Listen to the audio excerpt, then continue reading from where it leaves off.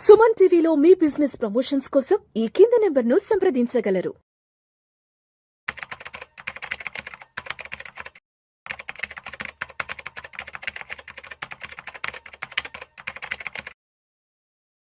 Sir Ramachandramurthy గారు నమస్తే sir. నమస్తే అండి. Welcome to Vishnu talks. Thank you sir. So Ramachandramurthy గారు, డెట్ ఫ్రీ స్టాక్స్ అంటే ఏంటి, అలా డెట్ ఫ్రీగా ఉన్న స్టాక్స్ ఏ ఉన్నాయి, ఎందుకు అవి అలా డెట్ ఫ్రీగా ఉంటాయి, మరి అలాంటి స్టాక్స్ ఏదన్నా ఉంటే ఒకసారి జస్ట్ ఎడ్యుకేటివ్ పర్పస్గా ఇన్ఫర్మేటివ్గా చెప్పగలరు? Thank you sir. మనందరం ఇవాళ ఎలా అయిపోయామంటే అండి, అసలు డెట్ లేకుండా ఎవరూ లేవు. ఒకప్పుడు యాక్చువల్గా ఇండియా వచ్చి సేవింగ్ కంట్రీ, అలాంటిది ఇవాళ ఏమైందంటే స్పెండింగ్ కంట్రీ. ఏ చిన్న దానికైనా ఈఎంఐలు తీసుకుంటున్నాం. అలాంటిది కొన్ని కంపెనీస్, కొన్ని వేల కోట్లు ఉన్న కంపెనీస్, కొన్ని వేల మంది ఉన్న ఎంప్లాయీస్ ఉన్న కంపెనీస్ కొన్ని అసలు డెట్ తీసుకోము అంటున్నాయి. అబ్బా, ఇప్పుడు మీరు 100 మెంబర్స్లో 95 మెంబర్స్ డెట్ ఉంటుంది, కనీసం హౌసింగ్ లోన్ అన్నా ఉంటుంది కదా. ఆబ్వియస్లీ.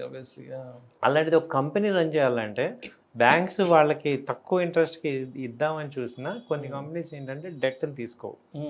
ఎందుకు తీసుకోవట్లేదు, ఏం జరుగుతుంది, వాళ్ళకి అసలు మోటివ్ ఏంటి అని చూసుకుంటే వీళ్ళు ఏమంటున్నారంటే, ఇప్పుడు ఆల్రెడీ కంపెనీలో ఇన్వెస్టర్స్, షేర్ హోల్డర్స్ ఉంటారు. ఇప్పుడు అప్పు తీసుకోవటం ద్వారా వాళ్ళకి వడ్డీ కట్టాలి, బ్యాంకుకి రిటర్న్ కట్టాలి. ఆ రిటర్న్ ఏదో వీళ్ళకే డివిడెండ్ రూపంలో ఇవ్వటం ద్వారా ఆ క్రెడిబిలిటీ పెంచుకోవచ్చు. సో వాళ్ళు ఏం చేస్తున్నారంటే ఉన్న రిసోర్సెస్ని, మేనేజ్మెంట్ని కరెక్ట్గా చేయటం ద్వారా optimum utilization of capital. So ఆ commitment for the business, so వాళ్ళని డెట్ ఫ్రీ కంపెనీస్ అంటాం. సో నిజంగా ఇవి ఏంటంటే చాలా ఫ్యూ ఉంటాయి. సో వీటితో ఏమవుతుందంటే, వీటి వల్ల అది యావరేజ్గా కంపెనీ షేర్స్ 10-15% ఇయర్లీ పెరుగుతుంటాయి, ప్లస్ మంచి డివిడెండ్స్ వస్తుంటాయి. మనకు తెలియకుండా వెల్త్ క్రియేట్ అవుద్ది. Mutual funds love these companies. So అలాంటి కొన్ని కంపెనీస్ మీకు చెప్తాను, మీరు అన్నట్టు ఒక రిఫరెన్స్ కింద, ఒక ఎడ్యుకేషన్ పర్పస్ కింద తీసుకోండి. సో మీరు కూడా 1-2 సార్లు ఆలోచించుకొని దీని యొక్క మంచి చెడు చేసుకోండి. ఫస్ట్ సిమెన్స్ కంపెనీ వచ్చి ఆల్ది ఇంటర్నేషనల్ కంపెనీ. సిమెన్స్ ఇండియాలో కూడా ఉంది. ఇది అరౌండ్ 3100 ఆ రేంజ్లో ఉంది. సో ఇది డెట్ ఫ్రీ కంపెనీ అనమాట. ఇది ఆపరేషన్స్ అన్నీ కూడా స్టార్ట్ అయినప్పటి నుంచి ఇప్పటికి లాస్ట్ 5 years నుంచి కూడా డెట్ ఫ్రీ అయిపోయింది. సో అంటే ఏంటంటే ఇది దాని యొక్క ఉన్న దానిలోనే చేసుకుంటూ ఉంటారు. తర్వాత వచ్చి ఇన్ఫోసిస్, మనందరికి తెలిసిన Infosys company, IT company. Infosys కూడా డెట్ ఫ్రీ కంపెనీ. మీరు ఎవ్రీ క్వార్టర్ డివిడెండ్ ఇస్తుంది. అది సేల్స్ ఎలా ఉన్నాయి, ఎవ్రీ క్వార్టర్ వాళ్ళకి ప్రాఫిట్స్ వస్తుంటాయి. సో మంచి డివిడెండ్స్ ఇస్తుంటారు. తర్వాత హిందుస్థాన్ యూనిలివర్, మనకి ఇది 100 సంవత్సరాల కంపెనీ. హిందుస్థాన్ యూనిలివర్ కన్సంప్షన్ సెగ్మెంట్లో కింగ్ కాబట్టి ఇది కూడా డెట్ ఫ్రీ కంపెనీ. సో ఇవి ఏంటంటే ప్రాఫిట్స్ని మంచిగా వాళ్ళు రీఇన్వెస్ట్మెంట్ చేయటం, అలాగే మనీ మేనేజ్మెంట్లో పర్ఫెక్ట్ అనమాట. సో వాళ్ళు మంచి డివిడెండ్స్ ఇస్తుంటారు. ఆ తర్వాత చూసుకుంటే లేటెస్ట్గా హాల్, హిందుస్థాన్ ఏరోనాటిక్స్ లిమిటెడ్. ఈ కంపెనీ ఏంటంటే ఇంత భారీ ఎత్తున అది ఆయుధాలు తయారు చేస్తున్నా కానీ డెట్ తీసుకోవట్లేదు, డెట్ ఫ్రీ అనమాట. సో ఇది ప్రజెంట్ ఇప్పుడు 4600 ఆ రేంజ్లో ఉంది. మేము దీని 1000 నుంచి వస్తున్నాం లాస్ట్ 5 years నుంచి, అలా కంటిన్యూగా వెళ్తూనే ఉంది. సో ఇది ఒక మంచి ఇన్వెస్ట్మెంట్ పాయింట్లో, లాంగ్ టర్మ్ పాయింట్లో కూడా మనం డెట్ ఫ్రీ కాబట్టి చూసుకోవచ్చు. అలాగే CG power recent CG power వచ్చి ప్రజెంట్ 730 ఆ రేంజ్ ఉంది.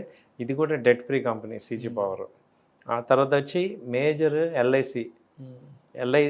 LIC ఇండియా వచ్చి ప్రజెంట్ 900 ఉంది. ఇదేంటంటే షేర్ రేటు అంత పెరగకపోయినా హ్యూజ్ డివిడెండ్స్ ఇస్తాయి.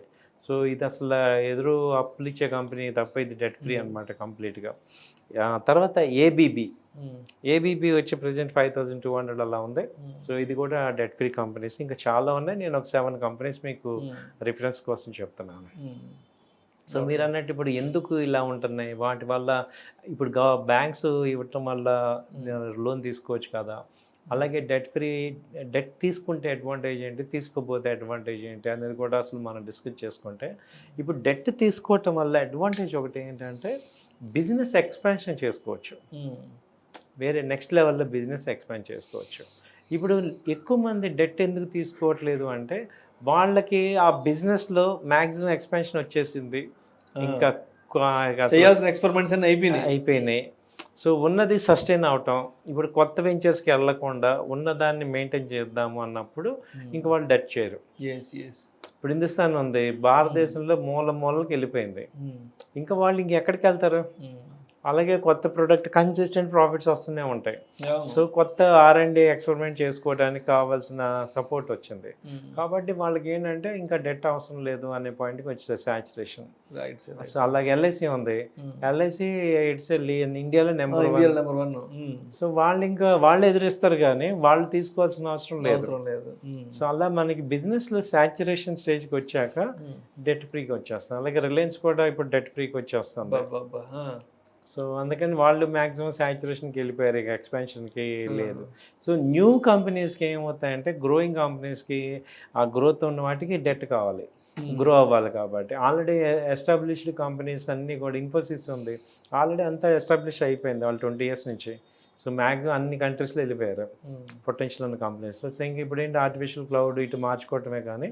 సో అందుకని వాళ్ళు కూడా ఎస్టాబ్లిష్ అయిపోయారు. కాబట్టి ఇది right sir. Thank you sir. Thank you so much Ramachandramurthy గారు. థ్యాంక్ యూ అండి. Thank you. ప్రేక్షకుల విజ్ఞప్తి, ఈ వీడియోలో ప్రస్తావించబడిన అంశాలు కేవలం ప్రేక్షకులకు అవగాహన కొరకు, ఇన్ఫర్మేషన్ కొరకు మాత్రమే ప్రస్తావించడమైనది. వీటిని రికమెండ్ చేయడం అయితే మా ఉద్దేశం కాదు. పెట్టుబడులు పెట్టే ముందు మీ అడ్వైజర్ని సంప్రదించి మాత్రమే తుది నిర్ణయం తీసుకోగలరని మా మనవి. నమస్తే.